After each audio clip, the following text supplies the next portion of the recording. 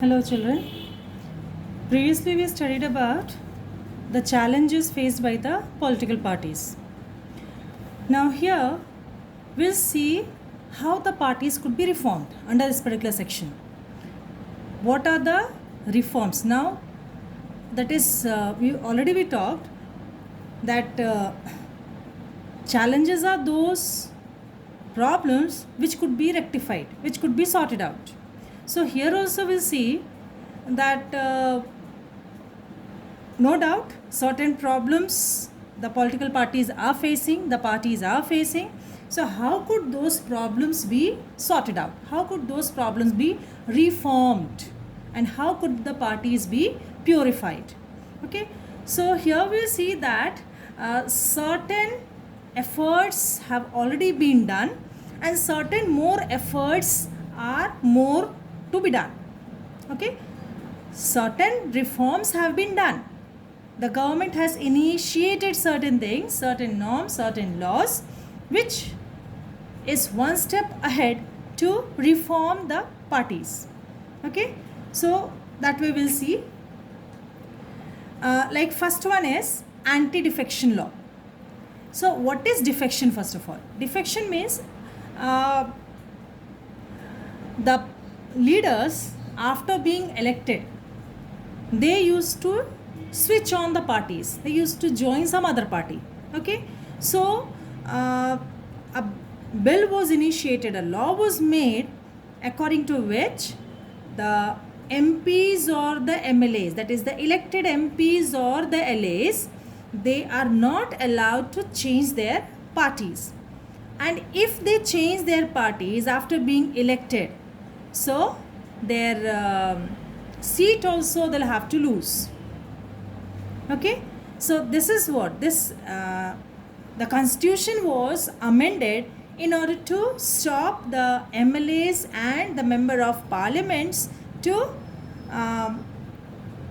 just change their parties. So this was a common thing that they, after being elected, they used to change the political parties, their parties. Okay, so the seat used to go to the new party, to whichever party they used to join then later on. So now if they do so, after passing of this anti-defection law, they will have to lose their seat also. So if they change their parties, okay, they are free to do that, but they'll have to contest fresh elections for the seat. Okay, so this was anti-defection law. Next is, that is affidavit. Okay, second one is the Supreme Court has passed an order so that the influence of the money and the criminals in the political parties reduces. Now it is compulsory for every candidate to file an affidavit. Okay, so what is affidavit? Affidavit is a document which is submitted to an officer where the person makes an oath or a sworn statement regarding a personal information, regarding his personal information. Okay, so it's a signed document. So whatever details they make there, whatever announcements they make there through that paper, to that document, that should be 100% true. Okay, so the second one was, what was the second? First one was the passing of anti-defection law. Fine. Second one is affidavit. Okay, that is it's compulsory for every candidate who contest elections, okay, to file an affidavit giving the details of his property and the criminal cases pending against him. So this was the effort of the government, this was the effort of the Supreme Court to reduce the influence of money and the criminals from the political parties. Okay, so all these informations they'll have to make public. So they cannot make, they cannot give the wrong informations. Fine, this is the second thing.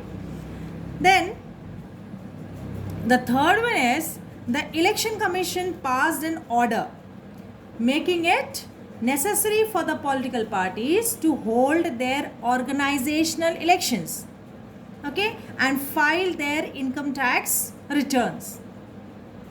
So this is the third one, that is, it is mandatory for the political parties to hold organizational elections within their organization, and it's important for the political party also to file income tax returns.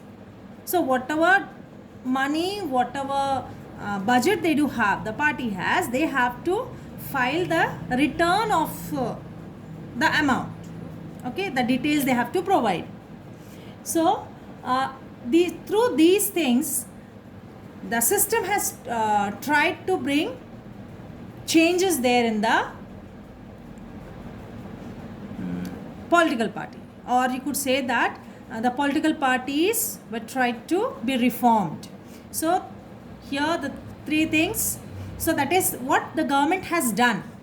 As I told already that certain initiations have been done by the government, certain amendments have been done, certain new policies have been adopted, and at the same time certain more policies are to be initiated.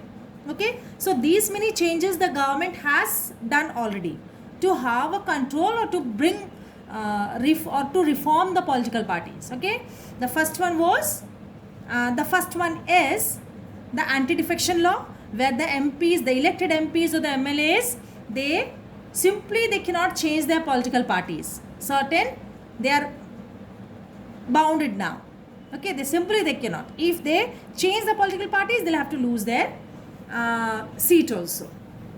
And the second one is the affidavit. Each person, each candidate who is going to contest election will have to give the details of his property and at the same time his or her criminal cases, the criminal cases pending against him or her.